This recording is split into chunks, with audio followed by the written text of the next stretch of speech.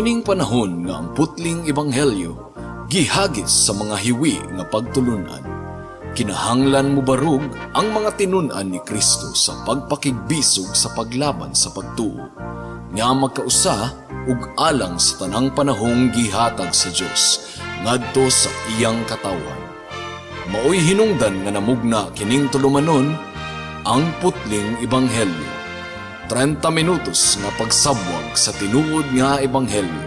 Kauban ni Pastor Jeremias Hangad, ang putling ebanghelyo. Tulumanon nga gihatod kaninyo sa Herald of Grace Radio Ministries Philippines. Ang putling ebanghelyo.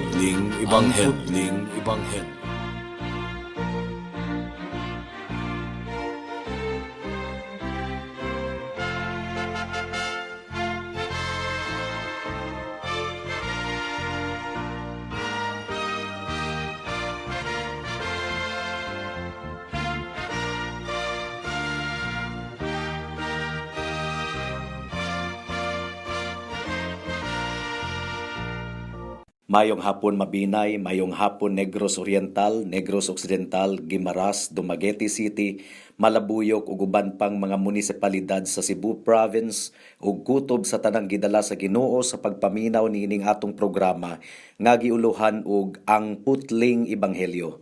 Kini ang inyong igsuon og higala sa kahanginan si Pastor Jeremias Lauri Hangad sa Herald of Grace Radio Ministries Philippines, dinuyugan sa iglesia nga nag-sponsor niining atong programa, ang Salitran Covenant Bible Church sa Barangay Salitran, Dakbayan sa Dasmariñas, Probinsya sa Cavite.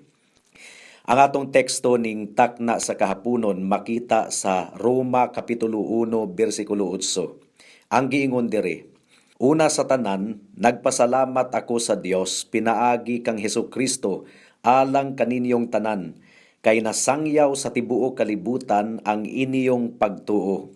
May the Lord bless the hearing and meditation of His Word. So human sa salutation ni Apostol Pablo mga kahigalaan sa iyang sulat ngadto sa mga taga-Roma, gisugda na niya sa pag-ekspresar ang iyang pasalamat sa Dios alang sa mga taga-Roma. Ang giingon sa atong teksto, una sa tanan, nagpasalamat ako sa Dios, pinaagi kang Hesukristo alang kaninyong tanan, kay nasangyaw sa tibuok kalibutan ang inyong pagtuo.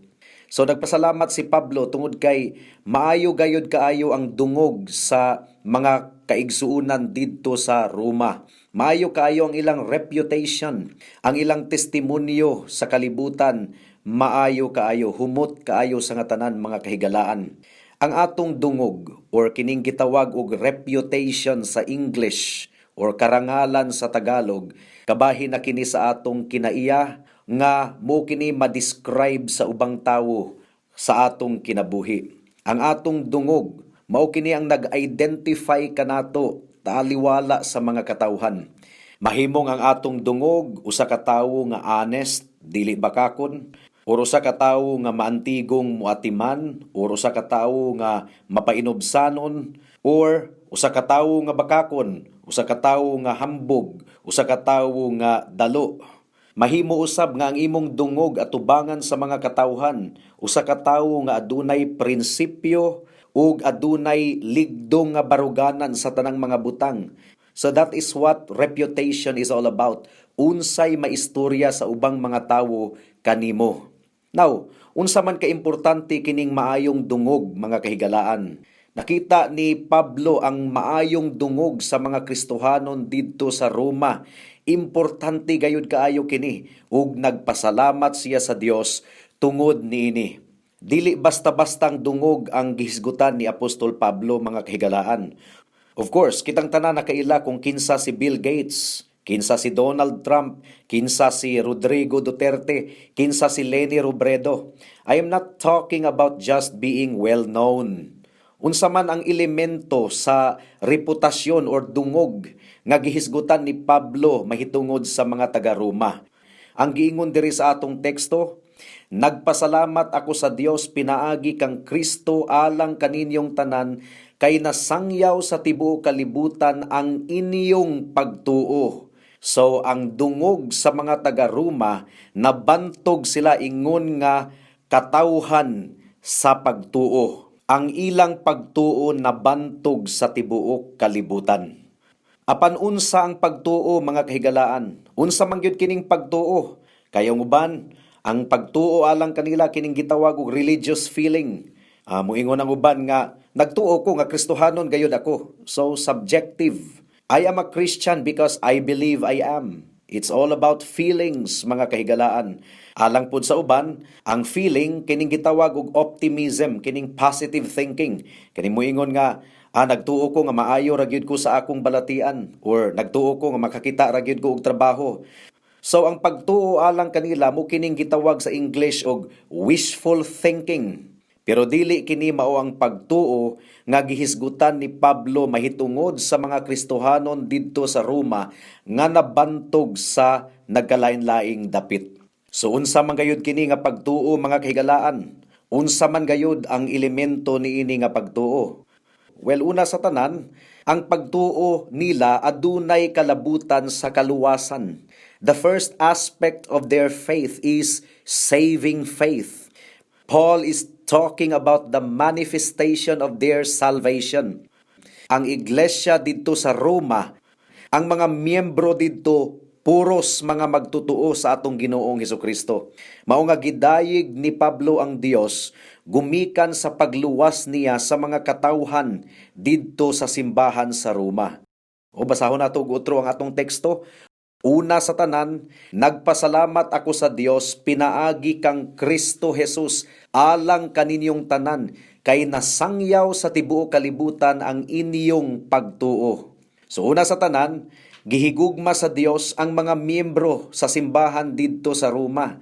Matud pa sa nahaunang mga bersikulo nga atong gipamalandungan ni adtong miaging semana. Ang mga miyembro didto sa simbahan sa Roma, they were called to be saints. Tungod kay ang kaluwasan mga kahigalaan, pagpanglihok kana sa Dios, pinaagi kang Kristo. Ang ebanghelyo nakasentro gayud sa atong Ginoong Hesukristo. Christ is the distinguishing mark of the Christian. Sa pagsudong sa kalibutan sa iglesia dito sa Roma, makita gayud nila ang ebidensya sa milagrosong paglihok sa Dios sa ilang kinabuhi. Paul isn't saying that there were no unbelievers in the Church of Rome. Of course, dunay mga dili tinuod nga magtutuo pod nga aduna didto. But as far as their understanding is concerned, or the general description of the members of the Church of Rome was concerned, they were all believers. Ug sa pagdayeg ni Pablo sa ilang testimonyo, atubangan sa mga katawhan, mga kaigsuunan, nagpasabot kini nga ang iglesia dito sa Roma aduna gayoy pagpakabana alang sa ilang pagkabalaan. Aduna gayoy pagpakabana alang sa disiplina. Gipractice gayod nila ang church discipline. Discipline is essential if holiness is to be maintained. Matod pa ni Robert Haldane, if any were discovered who had crept in unawares, kung doon na kuno sila'y nadiskubrihan nga dili tinuod nga Kristohanon, nga nahimong miyembro sa ilang simbahan, nga ang kinabuhi taliwas or kontra or dili haum sa Kristohanong pagtuo, nga balaan lang tanawon sa panggawas, pero sa kinasuluran, sikretong nagkinabuhi og kasalanan, ilang gidisiplina kadtong tawhana or gitangtang sa membership sa church. Mao nga nagpasalamat si Pablo, gumikan kay ang ilang tinuod nga pagtuo nagademonstrate sa gahom sa atong Ginoo. It is God's work from start to finish mga kahigalaan. It is God's work, ang kaluwasan, trabaho sa Ginoo gikan sa sinugdanan hangtod sa katapusan. Mao nga ang Dios lamang gayod ang takos sa tanang himaya ug pasidungog. Ang kaluwasan mga kahigalaan, dili ka na ang pag-decide sa usa ka tawo nga o sige, sukad karon Christian ako. No. No man would ever do that. Ang kaluwasan mga kaigsuunan, supernatural na nga trabaho sa Dios sa atong kinabuhi. Paminawan ninyo ang testimonyo sa balaang kasulatan.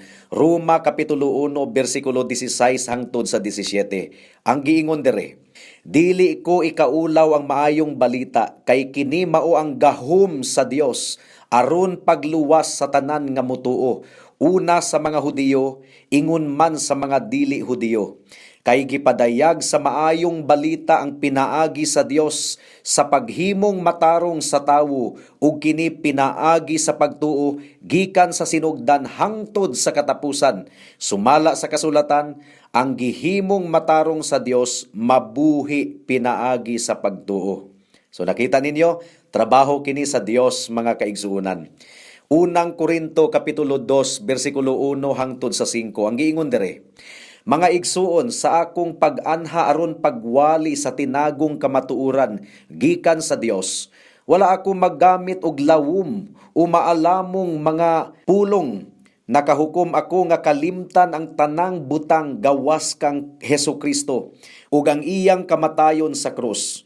Busa sa pag-anha ko kaninyo, huyang ako ug nagkurog sa kahadlok.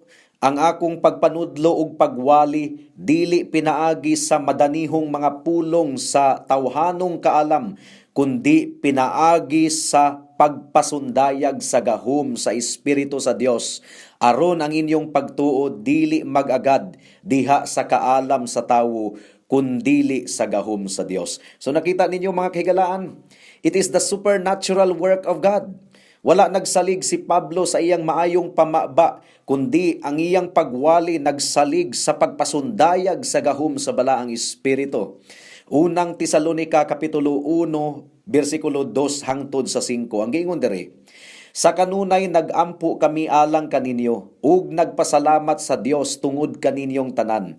Sa among pagampo sa atong Dios ug Amahan, wala namo hikalimti paghisgot ang pagtuo nga gipakita ninyo ug ang inyong kakugi nga dinasig sa gugma, ingon man ang inyong lig-ong paglaom sa atong Ginoong Hesukristo.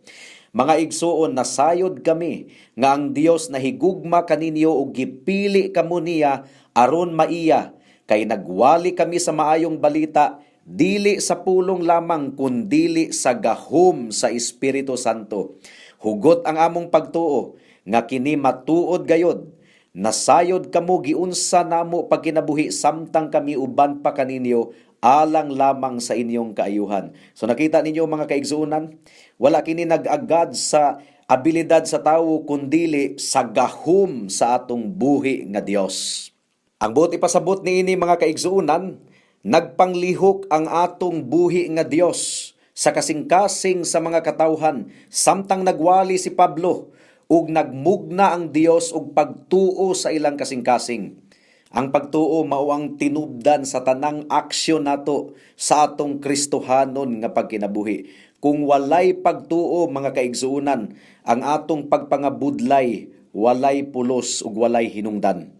Matod pa sa Hebreyohanon Kapitulo 11 versikulo 6, walay makapahimuot sa Dios kundili pinaagi sa pagtuo. Kay ang muduol sa Dios kinahanglan gayud mutuo nga adunay Dios ug gantihan niya ang nangita kaniya. It is by faith that the great name of God is exalted, mga kaigsuonan. Ikaduha, ang pagtuo sa mga miyembro sa simbahan didto sa Roma, klaro kaayo nga adunay confidence sa atong buhi nga Dios. Adunay dakong pagsalig sa atong buhi nga Dios. Matod pa ni Pablo, nagpasalamat ako sa akong Dios. I thank my God. Ug nasayod si Pablo nga ang Dios nahimong Dios sa mga katawhan didto sa Roma. Kining expression, mga kaigsuonan, nga my God, it is a powerful statement of faith for Christians. Testimonyo kini sa pagpakigsaad sa Ginoo sa iyang mga katawhan. Matod pa sa Jeremias Kapitulo 31 versikulo 33, ang giingon diri, inigabot ni adtong panahona, mao kini ang kasabutan nga himuon ko uban sa katawhan sa Israel. Ibutang ko ang akong sugo sa ilang kaisipan, ug isulat ko sa ilang kasing-kasing, ug mahimo ako nga ilang Dios, ug sila akong katawhan. Ako ang Ginoo ang nagsulti niini. O giuyonan kini sa ikaduhang Korinto, Kapitulo 6, versikulo 17 hangtod sa 18. Ang giingon dere, busa ang Ginoo nag-ingon, bulagi sila og paglain gikan kanila. Ayaw kamo paghikap sa hugaw ug dawaton ko kamo. Ako mahimong inyong amahan ug kamo mahimong akong mga anak. Nag-ingon ang Ginoo nga labing gamhanan. Nakita ninyo mga kaigsunan, doon na gayoy personal relationship ang mga katawhan sa Dios kaniya. My God, I will be your God and you shall be my people. Matud pa sa Salmo Kapitulo 18, versikulo 2, this is our great confidence as believers in the Lord Jesus Christ. Salmo Kapitulo 18, versikulo 2, ang giingon dere, ang Ginoo mao ang akong tigpanalipod. So you see, there is personal relationship, akong tigpanalipod. Siya ang ligon kong kuta ug manluluwas. Ang akong Dios, akong kaligon, ug siya ang akong dalangpanan. Manalipod siya kanako sama sa taming ug luwason niya ako, kay siya ang akong sandiganan. Adunay mga tawo nga kung Dios na ang pagahisgutan, dili gyud nila maingon nga, my God, akong Dios. Ang uban mangani moingon nga, nagpasalamat ako sa naa sa itaas. Daghan ra bang naa sa taas mga kahigalaan, ay unggoy naa sa taas, ilaga naa sa taas, langgam naa sa taas. Dili lang gyud makaingon nga, nagpasalamat ako sa akong Dios. Nagpasalamat ako sa Dios nga makagagahom, nga akong manluluwas. Walay personal nga relationship. Galacia Kapitulo 2, versikulo 20, ang giingon dere, gilansang ako uban kang Kristo dito sa krus, busa dili na ako ang nabuhi, kundili si Kristo na nga ania kanako. Ug kining kinabuhi ko karon akong gikinabuhi diha sa akong pagtuo sa anak sa Dios nga nahigugma ug nagtugyan sa iyang kaugalingon alang kanako. So you see, there is really a personal relationship. Unsaon man nato nga maangko nato ang Dios, ingon nga atong Dios ug manluluwas. Well, kinahanglan nga maghinulsulta sa atong mga sala ug mutuo ug musalig kita kang Kristo lamang alang sa atong kaluwasan. Kanang language nga my God, akong Dios, akong manluluwas, kana nga pinulungan mga kaigsuunan, mao kana ang privilege sa tanang mga magtutuo. It comes by faith and results in great confidence before God. Ang pangutana higala, ang Dios ba Dios nimo? Sa matag pagsulay sa imong kinabuhi, sigurado ba gayud ikaw nga ang imong Dios nag-uban kanimo ug nagpalig-on kanimo? God is our God and we are His people. I'm talking to believers in the Lord Jesus Christ. We know God is on our side. Nagpanglihok ang Dios tungod og alang kanato. Nagtan-aw ang kalibutan kanato. Nasayod sila sa tinubdan sa atong pagsalig. Now, higala, how do you respond to the problems of life? Pamalandungi kini. Unsaon man nimo pag-atubang ang mga problema sa kinabuhi? Can you say with all confidence, my God is my refuge and strength, an ever-present help in times of trouble. Sa tinuod lang mga kaigsuunan, ang tinuod nga pagtuo mamunga gayod. Ang kaluwasan wala kana naga-produce og invisible faith. Ang but pasabot ni ining invisible faith, pagtuo nga dili nato makita sa atong buhat. No, ang pagtuo gikinabuhi gayod sa tanang mga katawhan sa Dios. Gidemonstrate kini sa ilang kinabuhi. Ang tinuod nga pagtuo makita diha sa buhat. Ang pagtuo nga walay buhat patay. Mao kini ang giingon sa Santiago Kapitulo 2 versikulo 20. Ang giingon dire, tawo nga kakawangan, kinahanglan kapabang saysayan nga ang pagtuo nga dili ubanag mga buhat walay kapuslanan. So you see, faith without action is dead. We often hear people say in our corrupt religious society, ang ilang kasagarang panultihon, my faith is a personal thing. Sa ako lang na. Personal na nako. Dili lang gud nako na ipasaya-saya tubangan sa mga tao. No, no, no. This usually means their faith is non-existent. Ang tinuod nga pagtuo dili sekreto, makita gayod sa buhat. ang mga magtutuo nagkinabuhi diha sa maayong testimonyo sa ilang tinuod nga pagtuo. Unsa man kini nga pagkinabuhi? Ang kinabuhi sa magtutuo, usa ka kinabuhi nga puno sa gugma. Gugma sa Dios nga nagpanglihok sa atong kasigasing. Unang Juan kapitulo 4 bersikulo 7 hangtod sa 8. Mga igsuon, maghigugmaay kita kay ang gugma gikan sa Dios.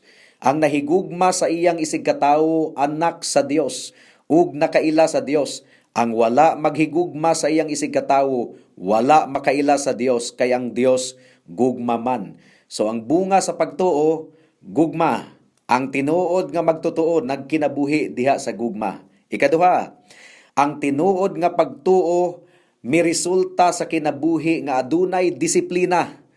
Unang Korinto kapitulo 9 bersikulo 27. Ang giingon diri, gimanso ko ang akong lawas ug gipanton ko kini aron nga dili ako isalikway human ako mag-awhag sa uban pag-apil sa bangga.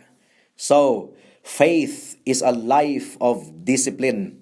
Mao kini usa sa mga bunga sa pagtuo. Ikatulo, the life of faith is a life given away. But pasabot, dili na kita ang tag-iya sa atong kinabuhi, kundi ang Dios na. Unang Korinto kapitulo 6 bersikulo 20. Ang giingon diri, gipalit na kamo niya, busa gamita ang inyong lawas alang sa himaya sa Dios. So you see, wala na kita nagkinabuhi sa atong kaugalingon or alang sa atong kaugalingon, kundili alang sa kahimayaan sa atong buhi nga Dios. Nagkinabuhi na kita alang sa pag-alagad sa atong buhi nga Dios. Mao kini ang atong testimonyo at tubangan sa kalibutan. Ikaupat, the life of faith is a life of contentment. Ang tinuod nga Kristohanon dili reklamador. Bisag unsa ang iyang kahimtang, nagpasalamat siya sa Ginoo ug nalipay siya diha sa Ginoo. Pilipos kapitulo 4 bersikulo 11 hangtod sa 13. Ang giingon diri, wala ako magpasabot nga nakulangan ako sa akong mga gikinahanglan, kay nakatunan ko ang pagkatagbaw sa bisan unsay ania kanako. Nasinati ko ang pagpuyo diha sa kawadon ug sa kahamugaway.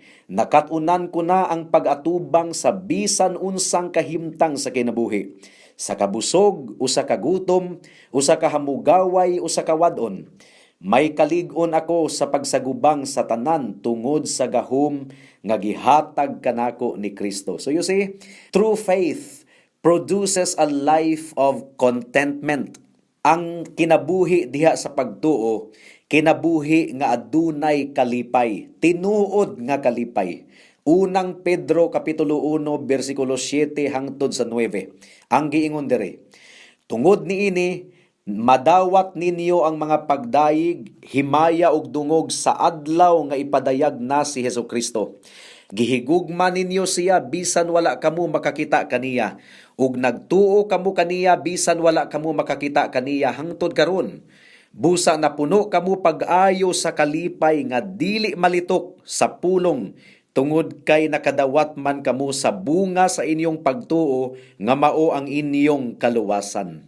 So nakita nato mga kaigsunan. Sunod, the life of faith is a life of holiness. Adunay pagkabalaan. Matod pa sa Hebreohanon 12:14. Paningkamuti ninyo ang pagpakigdait sa tanang tawo ug sa pagkinabuhi nga balaan, kay gawas niini walay makakita sa Ginoo. So, without holiness, no one can see the Lord.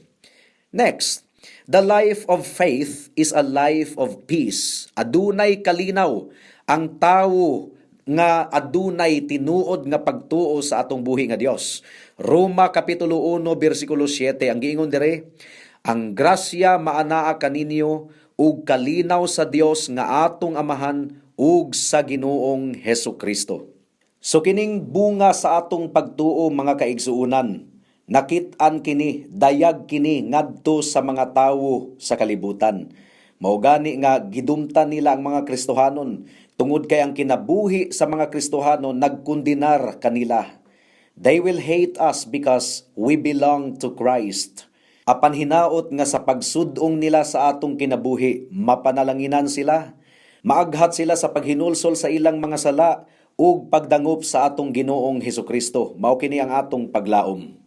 Unang Pedro Kapitulo 2, versikulo 11 hangtod sa 12. Ang giingon diri, nagpakisusi sila kun kanusa ug sa unsang paagi moabot kini. Kining panahona maoy gitudlo sa Espiritu ni Kristo nga diha kanila sumala sa gitagna sa Espiritu mahitungod sa mga pag-antos ni Kristo ug sa himaya nga mosunod niini. Gipadayag sa Dios sa maong mga propeta nga ang gihisgutan nila dili alang sa ilang kaugalingong kaayuhan kundili alang kaninyo. Kining mga butanga nadungog ninyo gikan sa mga magwawali sa maayong balita pinaagi sa gahom sa Espiritu Santo nga gipadala gikan sa langit. Kini ang mga butang nga buot masabtan bisan gani sa mga anghel. Karon sa pagpasalamat ni Pablo alang sa mga magtutuo didto sa Roma, iyang gihisgutan nga ang ilang pagtuo nadungog kuno sa tibuok kalibutan. Their faith was spoken of throughout the world, the people around them. Now, aduna kini gitawag og evangelistic overtones. Ang ilang kinabuhi mismo nanangyaw ang ilang testimonyo. Their lives and message was having an effect upon the world. Now, mao kini ang testimonyo usab sa mga magtutuo didto sa Tesalonica. Kung atong basahon ang unang Tesalonica Kapitulo 1, versikulo 8, ang giingon diri, pinaagi kaninyo ang mensahe mahitungod sa Ginoo, mikaylap sa Macedonia ug sa Akaya, mikaylap usab sa tanang dapit ang balita mahitungod sa inyong pagtuo sa Dios, busa dili na kinahanglan nga amo pa kining isulti. So ang pagtuo sa mga taga Tesalonica was going forth in the world as an example. Most important, mga kaigsuunan, grateful si Apostle Paul nga ang ngalan ni Kristo mikaylap sa tibuok kalibutan gumikan sa testimonyo sa mga kaigsuunan didto sa Tesalonica ug didto usab sa Roma. When faith spreads, the name of Christ is exalted. So sa mga aplikasyon, kinahanglan nga ang atong testimonyo musidlak usab atubangan sa mga katawhan. Kinahanglan nga ang atong pagtuo mabantog usab sa mga katawhan. Kinahanglan nga mo kini itanom nato sa atong alimpatakan, mga kaigsuunan. Hinaot nga tabangan kita sa balaang espiritu aron ma-maintain ang maayong testimonyo at tubangan sa mga katawhan. It's by genuine faith that we are able to reflect the light of Christ and shine forth in this world of darkness. Unsaon man nato pag-evaluate ang iglesia nga tinuod, ang tinuod nga simbahan. Unsa may mas maayo? Simbahan nga dunay 300 ka mga members, apan ang kinabuhi ni anang mga miyembroha, karnal, kalibutanon kaayo, unbelieving, or simbahan nga adunay 50 ka mga miyembro, apan nagkinabuhi nga balaan ug nahigugma gayod sa atong buhi nga Dios. How often do you hear the charge of hypocrite leveled at local churches? Daghan kay mga tao nga moingon nga, di ko ganahan mahimong Christian. Mga tigpakaaron ingnon. Sakit kaayo paminawon, mga kaigsuunan. Ang tinuod nga Christian, musidlak gayod sa iyang testimonyo. Rome was a church with many members whose reputation was well known. Unsang matang sa dungog ang iglesia, diin kita nahisakop. Kung i-describe sa kalibutan ng atong church, mga kaigsuunan, unsa may ilang description sa atong iglesia? Mga buutan, sidlak ang testimonyo or mga tigpakaaron ingnon. What effect does your membership have on our church's reputation? Do you promote it by your holy living? Does your life paint a positive reputation for our church? Mao kini ang pangutana nga angay natong pamalandungan. Alang sa mga kahigalaan nato nga wala pa kang Kristo, posible nga makalusot mo sa church membership. Kay doon na may mga churches nga dili careful sa pagdawat sa mga church members. Pero atubangan sa Dios, nasayod siya kung kinsa ang tinuod nga Kristohanon, kinsa ang dili Kristohanon. Ang tinuod nga Kristohanon, tinuod nga naghinulsol sa ilang sala ug tinuod nga nagsalig kang Kristo lamang. Isip ilang bugtong Dios ug manluluwas. Tinuod ba ikaw nga Kristohanon higala? Pamalandungi kini. Amen. Hangtod dinhi na lang kita taman sa atong pagpamalandong ni ining taknaa sa kahaponon tungod kay wala na kitay oras pa. Ako kamong padayon nga giimbitar sa pagpaminaw sa atong programa sa matag Miyerkules, alas 6 hangtod sa alas 6:30 sa hapon dinhi sa Power 102.1 RFM. Daghang salamat. Alang sa dugang nga mga pangutana, mahimong mo text kang Pastor Jeremias hangad sa 0935 744 3030.